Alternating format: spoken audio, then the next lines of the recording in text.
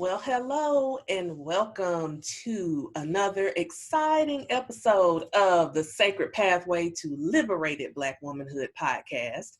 It is I, Allison Rozelle. I am the Pathway Priestess. Oh yeah, I just coined myself that. And today I have, okay, I gotta set this up because like I was telling her before we hit record, I have been looking forward to this conversation all day long. I love talking to this woman. She is the one, the only Reverend Mignon Grayson. What's going on, goddess? Hey, how are you? I'm so happy to be here with you today. Me too. I'm so excited. I'm like, Yeah. ooh, we're going to talk today, y'all. Okay, so we are diving all up in the divine feminine tonight. Yes. Yes, yes, yes. Yes.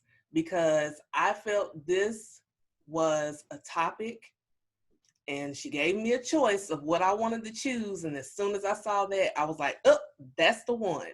Because this podcast is all about the liberation of Black womanhood. And what is more liberating than diving deeper into that which is already within us, the divine feminine. So before we get going, let me read to you a little bit about my sister, Miss Mignon. So, and by the way, I'm reading this from her book. We'll talk about that in a minute. So the Reverend Mignon Grayson is the founder of Sacred Mysteries Worldwide and an ordained interspiritual Indigenous faith minister of One Spirit Interfaith Seminary in New York City. She was ordained in 2016. She chose the interfaith path due to her calling to serve people of all faiths and religious practices. Mignon recognizes that there is a common link to the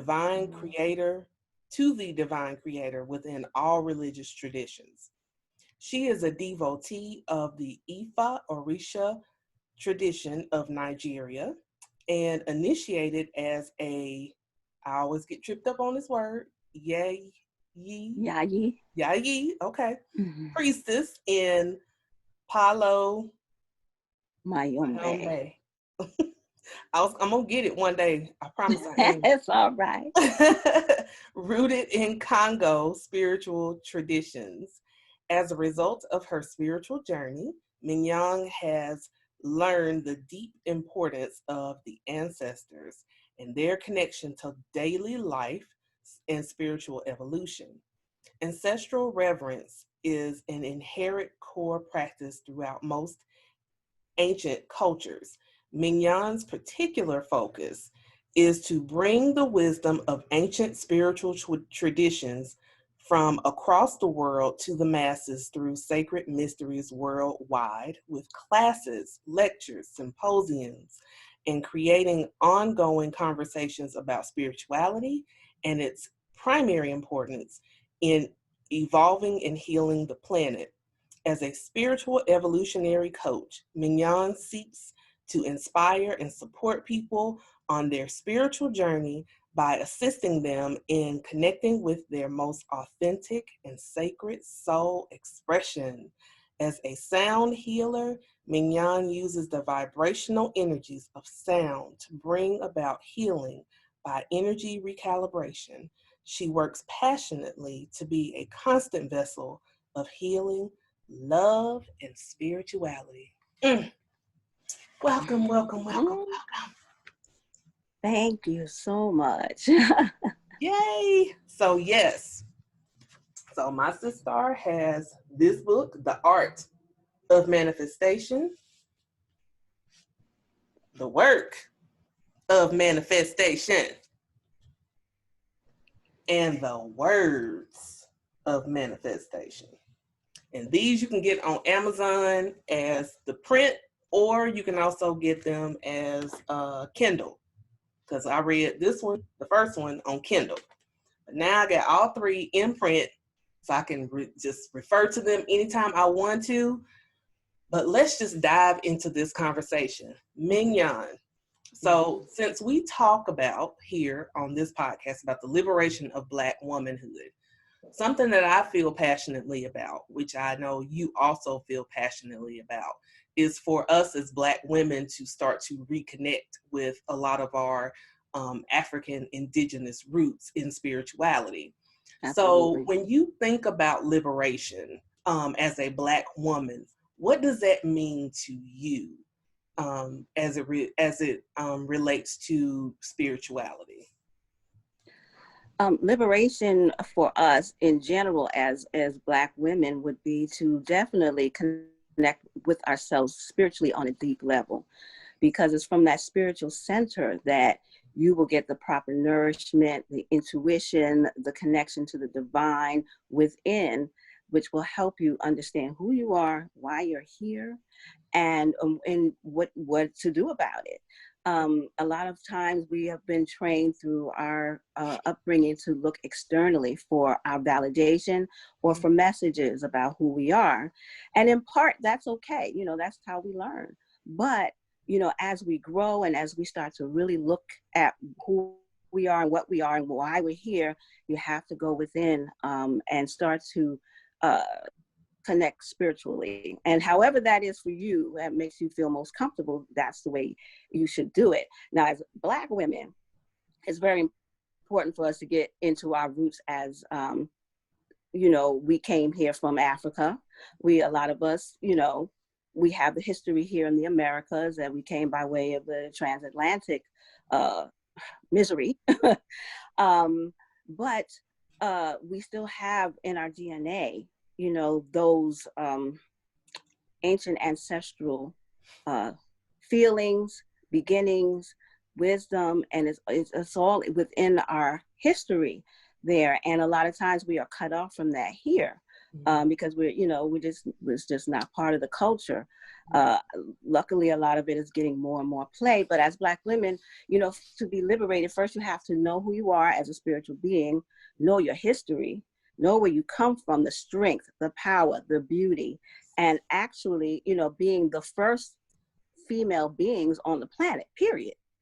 You know, we are, you know, life originated with the Black woman, okay, in terms of being the first humans on the planet. So, Got it, with yes. that being, so with that being said, you know, giving birth to the rest of humanity, our ancestors did.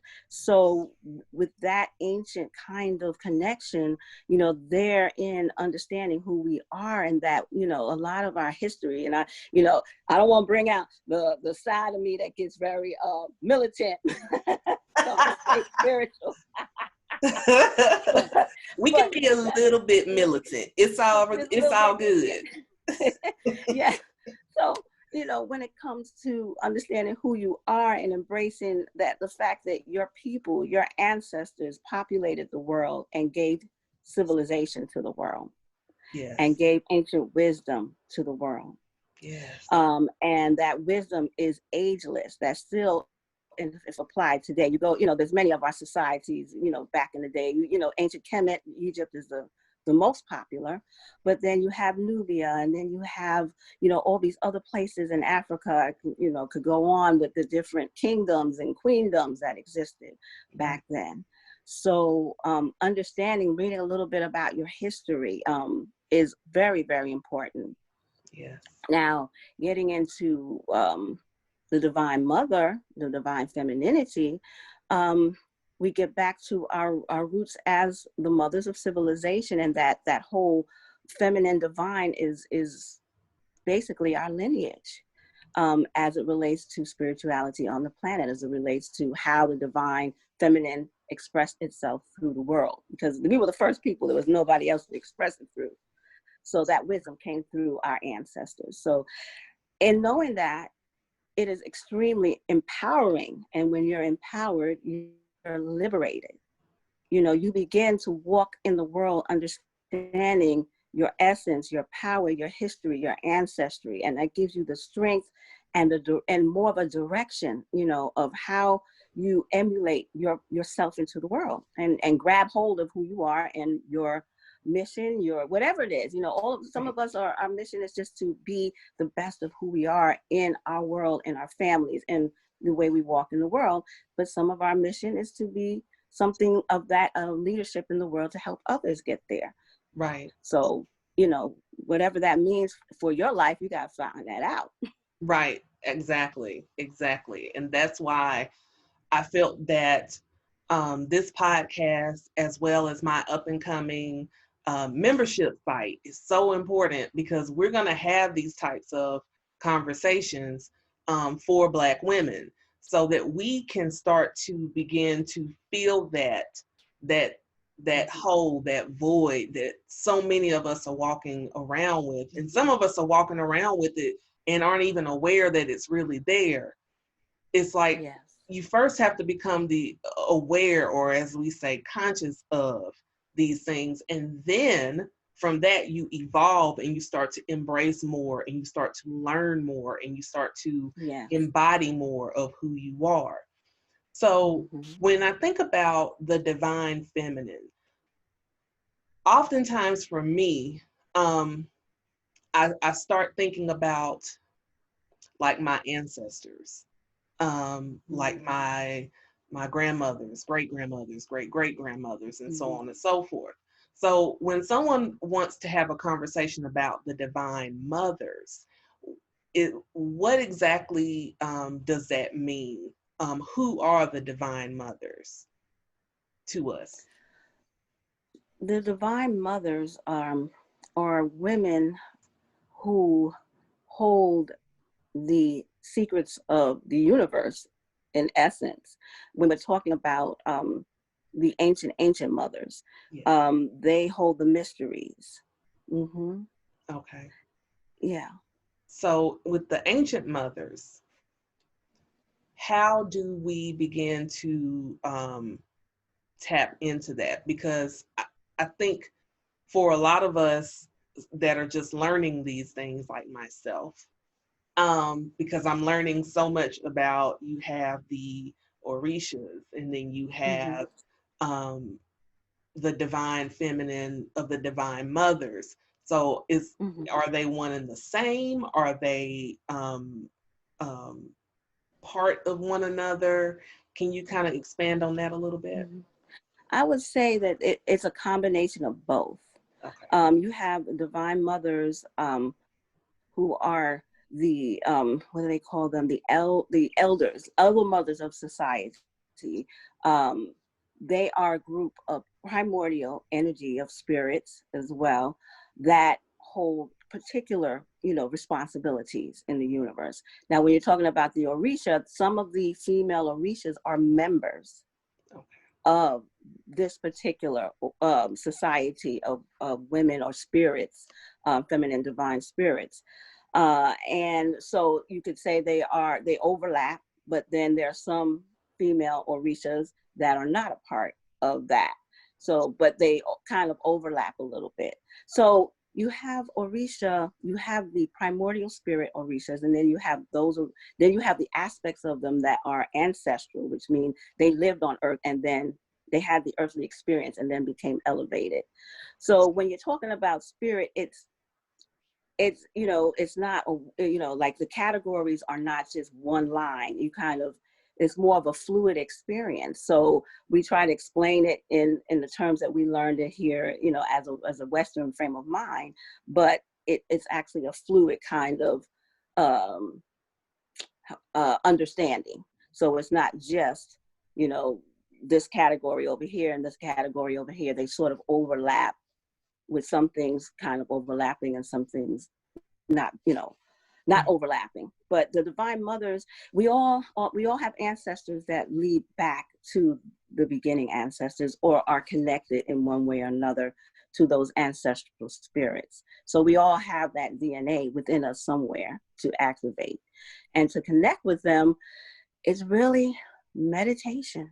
It's meditation, it's studying who they were, getting that wisdom and sitting down and meditating and calling upon them. You call on your ancestral mothers, you ask them. They work more at night. The spiritual beings work more at night. So before you go to bed, to pray, to ask them to come and bring you messages, and things like that, if you're trying to connect with them, but it's all through your mother line. So you start with your ancestral line, and then once you start to give your more direct ancestral mothers their respect, and then you start to call on those ancient mothers and say, ancestral mothers, please come and give me some wisdom, give me some insight, let me know you're there through my dreams, through my meditation, and through my visions. Okay. So if I'm hearing this correctly, then I'm starting at like my mother and going backward from there on her side of the family, basically. Okay. Yes. Okay. Yes. You'll have different schools of thoughts, but I would say, I honor both sides, the women on my mother's side, but on my mother's side as well as on my father's side, but I don't know as many of the ancestors on that side. So I would take my father's mother's lineage and then go back from there, because we have mothers on both sides. Right. Right. But but basically I would say, if you're not sure, stick with the mother's side. Okay. Yeah, because like my father, his parents actually had children like later in life, and like she was in her 30s. My big mama, she was in her 30s, and then my big daddy, he was older than her, so I think he was in his 40s. Yeah, so they were older. So like their information of who their parents were and all that kind of stuff, don't really know that. So that's where it gets a little fuzzy. And actually those are the parts of me that I really want to tap into, because I do know more about like my mom's side, like my mom's mother and father, like their mothers. I know their names, and I think on my grandmother's mother, I even know my great grandmother's name is written down somewhere, because my cousin just told it to me the other day. But like, can we in meditation, like if we don't know them, is there a way to get to know them while we're sitting in meditation? Like, can they tell us a little bit about themselves, just so we can build that connection? Absolutely. That's actually the best way to get to know them, because, the farther back you go, the farther the name, the less names that you know. Right. So you have to rely on them to step forward to make themselves known to you. And then start to take you on whatever journey and whatever lessons or whatever talk or messages they have for you. So that's why I always say my ancestral mothers, even when I'm pouring libation, then I mention the names that I know. But when I'm going into meditation, I basically call on my ancestral mothers for them to come, because I don't know who wants to come. So I'm going to leave the door open. I'm going to say, my ancestral mothers, whatever messages you may have for me, I'm open to you. I want to get to know you. You can say it out loud, and then you go in, and then you just wait.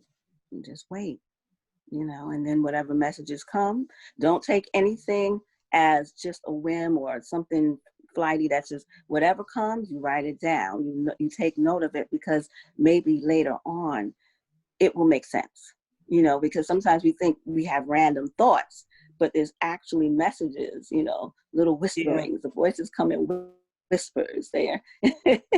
So, so we listen. So you sit down, you do your meditation, and you have your journal right there. And if anyone that's interested in really developing that relationship, then you would sit down, you would make it a regular habit of sitting down and calling upon them, and then waiting to hear from them and writing down whatever comes.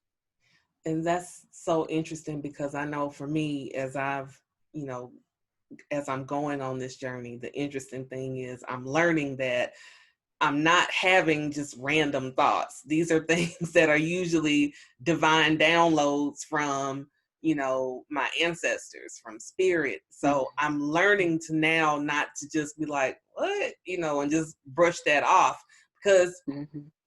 what I want us to understand is we are all divine beings, Mm-hmm. and that there's nothing random or by chance. Right. Everything is a divine piece of life's puzzle. Um, Exactly.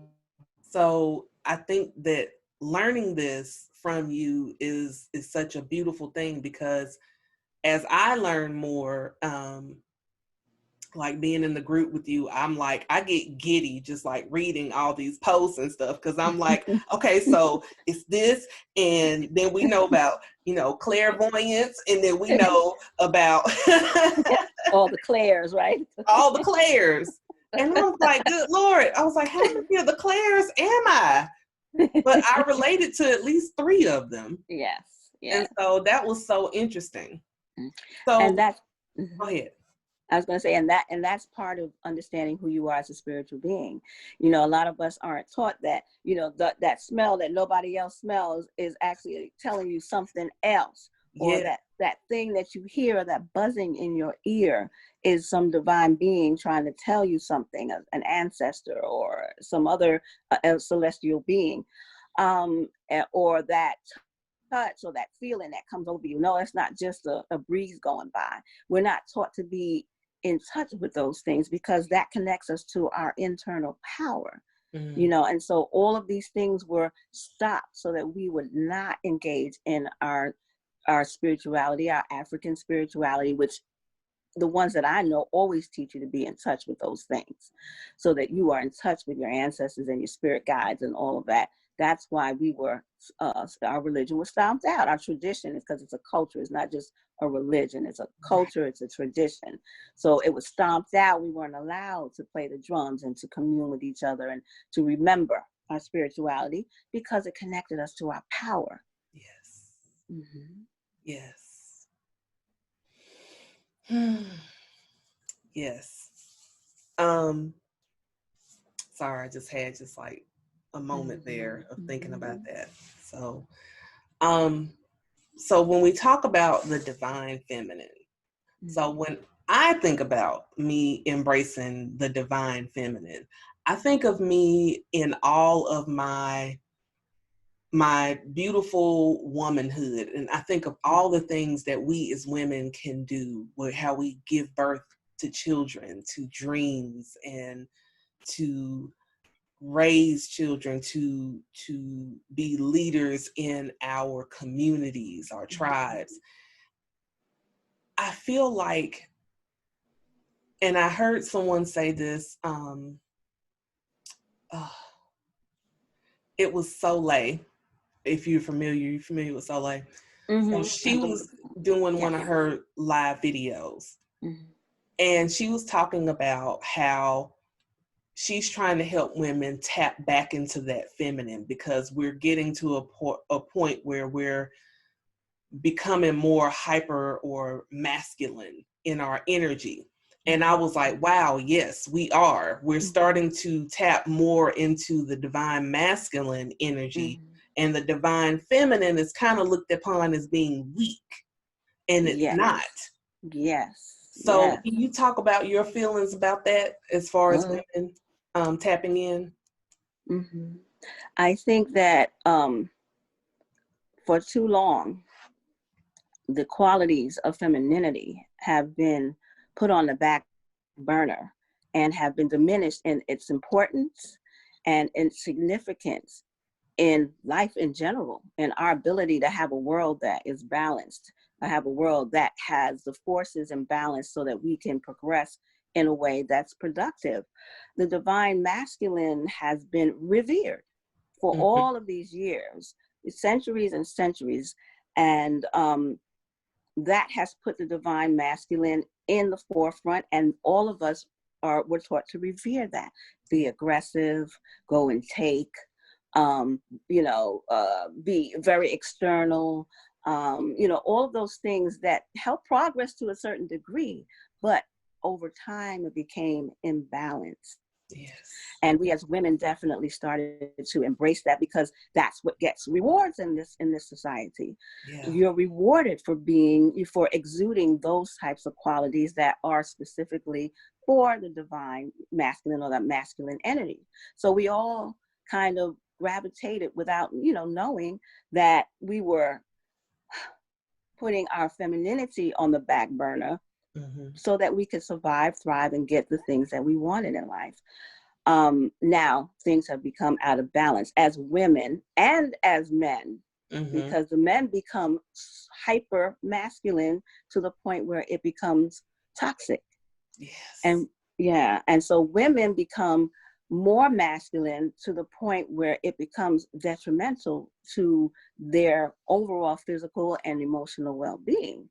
So now it's time for us to embrace that divine feminine. Now she's coming back. In the way I view the divine feminine, I view her as the feminine face of God. Yes. A lot of people like to put her in the package of the goddesses or the potencies or the spirits and all of that. And those are her emissaries. Oh yes. Mm-hmm. But she is the grand creator, the all being. That is an aspect of God, because God had to create a duality in the world. The creator is genderless, but in creating this particular realm, it was a duality. And so God came in as a duality, but then the masculine at some point, and that's a whole nother story about how things turned around, because it was the divine feminine mothers, women that were revered. They were actually in leadership. And Yeah. there was a point in history where things got turned around. And then the divine feminine or femininity got put down. You're weak. I mean, some of the insults that are spewed at men. You're a this, anything associated, you're weak, you're a sissy, Yeah. anything that's softer. And Mm-hmm. and not that there aren't feminine qualities that are not rough, but up there in terms of their, how would you say, electric energy, because we're not all, this femininity isn't all soft, it's depend. But Exactly. what happens is how it is expressed is different. Right.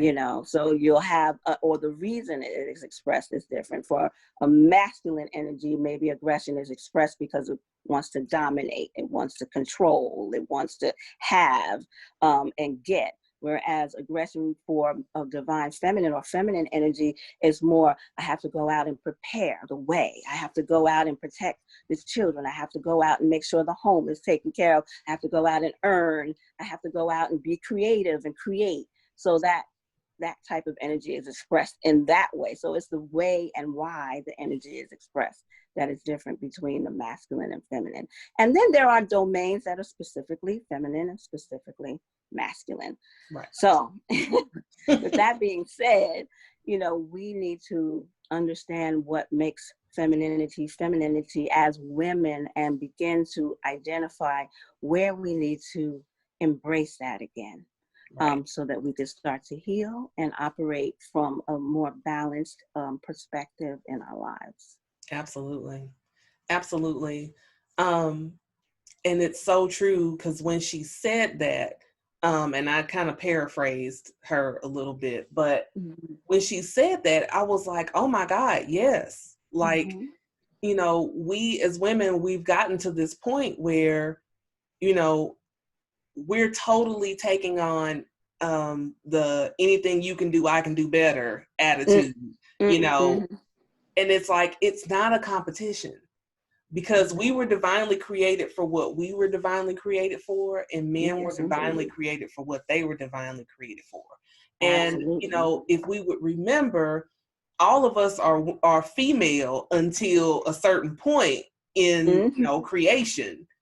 Um, so the Mm-hmm. divine feminine is already in us. So it's a matter of us going back and tapping Yeah. into that special energy, that special place.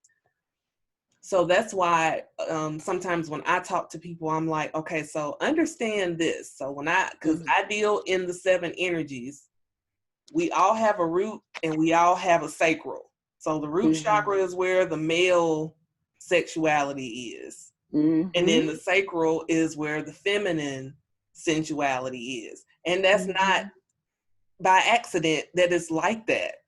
Right. But the purpose of me saying that is just what you said, it's the balance of it. Is to be able to, if you are so focused on a certain part, it will all make you feel just like, yeah. You won't know, you won't know if you're coming or going. So I love that you brought that up about the balance and how with men, because I've noticed that some women will say that to their boys, like, you don't need to do that. Little boys don't play with those toys. They don't do that and all that. And I'm like, okay, but why can't he? Right. You know? Right. Yes, the way a boy or a male would tap into his femininity would be different, but totally acceptable and totally nurturing and important for the balance. Yes. You know, all of that heat and all of that fire and all of that aggression is not the best to always be slanted in that kind of way to an extreme. You have to have something to balance it out. So, and the same for us women, we are functioning femininity in a masculine way, and we have to find a way to tap back into our spiritual femininity in order for that balance. Because society right now has called upon us to bring that out, you know, the masculine, and function in a very masculine way in order to survive. But now the divine feminine, she is opening a way for us to embrace her and all that she brings again in its fullness and in its entirety, because it's so needed. The world is very much in pain because of her not having her place at the table. You know, so, you know, things have spun out of control, the way even nations deal with each other, down from the nations all the way to the communities. The way we interact with one another is missing the balance of her compassion and her, you know, the way she brings love to the table. All of that, we need to kind of, you know, re-embrace that as a people, individually and globally. Right. And that essentially is divine mother. Yes. She wants to mother us, but she's been pushed as not needed. And it's like, okay, but we do need her. And what I find interesting about this whole global pandemic that we're experiencing right now is that, as our good friend Regina has said, this is a time of sacred surrender. And I do believe with my heart of hearts that is true. And I also believe that the Divine Mother is at work at this moment because of that. Yes. I do believe that too. I absolutely believe that because, you know, we are being required. We don't have a choice in the matter. We are being required, you know, to be still, to go within and to actually look at what we value. You know, what is going on? What do we value? What is important? Why were we doing all the things the way we were doing them before? You know, a lot of reflection, and that's that internal energy that we're being turned within. Those of us that are heeding the call now are being turned within to that sacred space of mystery and you know, depth and all that subconscious and all of that depth, deep, dark, beautiful mystery of the divine feminine. We are really being required to do that. And as awful as it is, the way it happened, it is required of us in order to move forward. Yeah. And I said this jokingly, but I think it's kind of true. We were sent to our rooms to think about what we did. It's so true. It's like, now all of you, everybody go to their rooms. Everybody. Okay. No. I don't want to hear it. Go to your room. Hear it. Everybody. It doesn't matter who did it. Oh my gosh. So And instead so, of, total destruction, it's like you have your opportunity now to yes, really reflect and see, and it's so interesting. Celestially, it is the time of the divine feminine awakening as well. So the celestial time clock is also saying this is a time. Now everything is not a top down leadership anymore. right. It's circular. It's spiral. Things are shifting, and when things shift, it's uncomfortable. It Mm, hurts. It's it throws you for a loop, but it's starting to rework the way that we do things in the world. yeah. So we're being required to come from an intuitive and a creative and a place of joy. Mm, Eventually, we'll get there. yeah.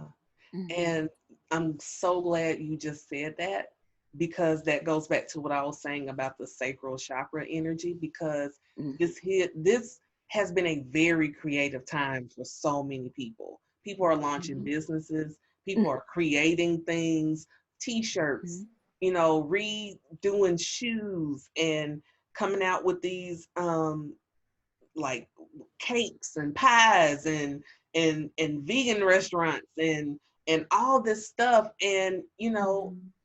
I'm like, wow, this is a moment in time for that divine feminine part of us, of creation.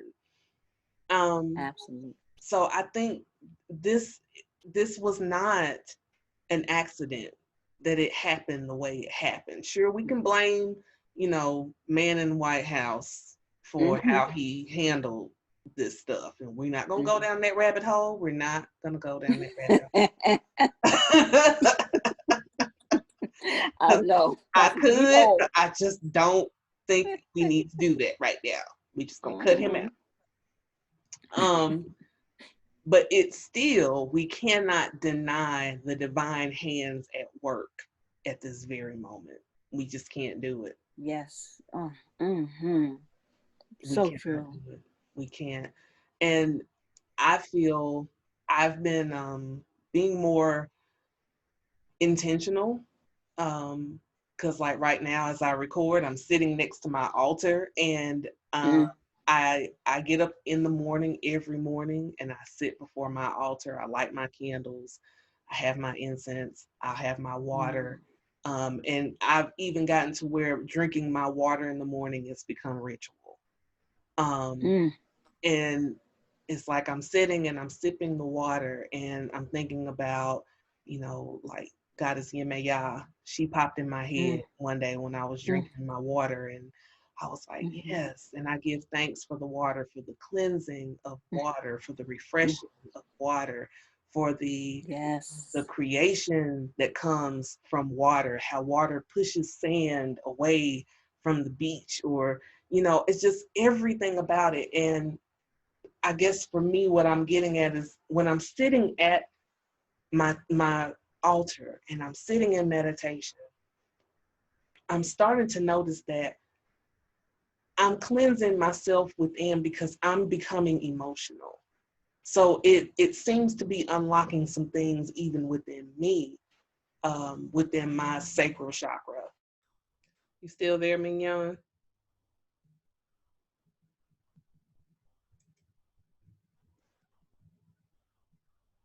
Right.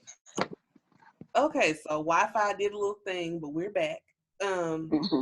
so the water that I'm drinking, I'm becoming more ritual with drinking my water. And Mm-hmm. I just sit and I breathe and I give thanks for the water. I give thanks for the refreshing of water, the cleansing of water, how Mm-hmm. I'm allowing myself to feel the water go through my body and Mm-hmm. wash and clean and purify and do all the things that water can do. Because I'll be honest, for myself, there was, even though I'm a Leo and it's fire, but there sometimes can be a little too much fire and we needed a little water. so, so as I'm sitting there, I'm starting to get more emotional when I Mm-hmm. meditate. So it's kind of like something is unlocking even within me. But having this conversation with you, I know what it is. It's the divine feminine coming through and allowing me to tap into that part of myself that I've been neglecting. Yes. And and that's very important to take note for those who really want to, start to really tap in and ride the wave of the emergence of the divine feminine.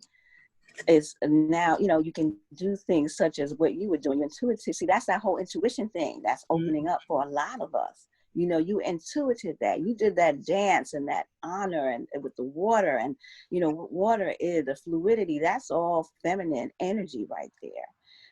And that's who we are as physical beings. We're mostly water. The earth is mostly water. Yes. So this is something very great that you did to connect. Yeah. And those are the types of things to do, to be still, to take note of those tiny but so significant things that we take for granted. That's that gratitude of understanding these things. Water, without water, there's no life, nothing. Yes. Nothing can happen without water.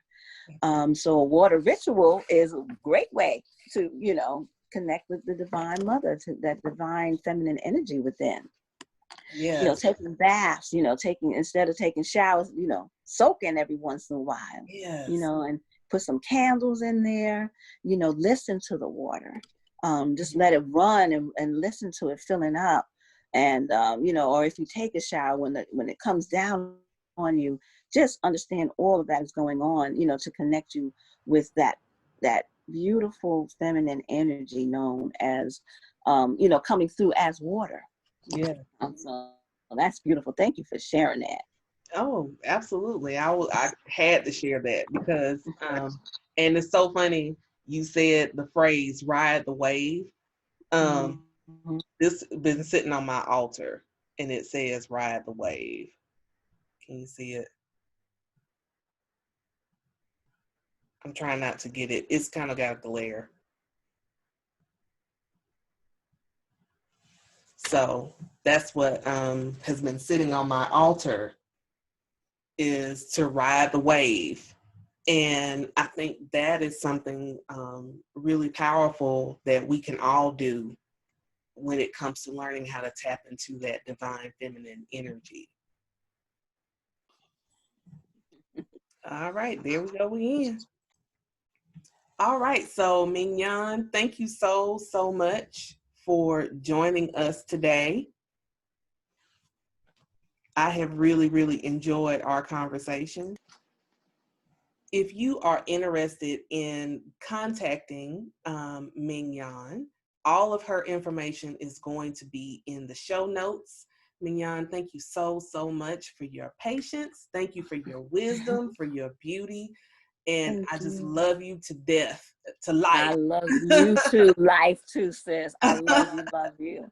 Thank you for having me. Thank you for allowing me to, have a voice on your platform. Yes. And it's been an absolute pleasure as always. Yes. Thank you, sis. And thank you for joining us today on the Sacred Pathway to Liberated Black Womanhood. We will see you next time. Bye. Bye.